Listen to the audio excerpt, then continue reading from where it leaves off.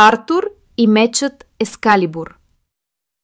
Имало едно време, далечна земя, млад момък на име Артур.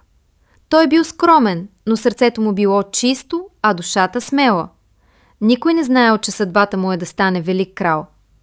Един ден по цялото кралство се разнесла вест.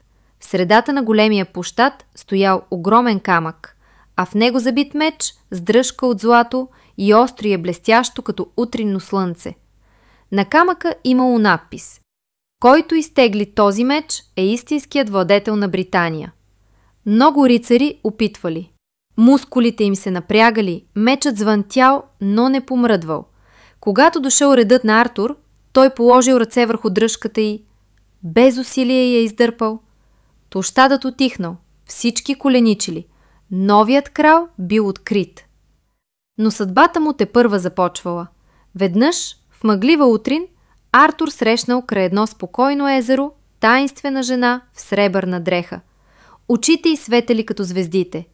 Аз съм дамата на езерото, казала тя. Твоят път ще бъде дълъг и тежък. Мечът, който държиш, е само начало. Ето ти Ескалибур, истинското оръжие на кралете.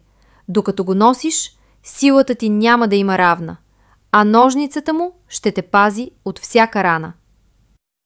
От водата се показал меч, сияещ с неземна светлина.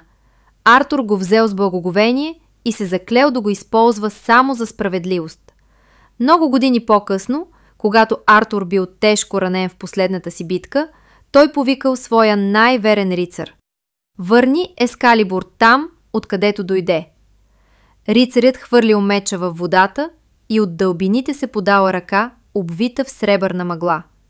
Тя уловила дръжката и бавно я потопила в тъмното езеро. И казват, че и до днес Ескалибур почива там, чакаш деня, в който отново ще бъде призован от достоен крал.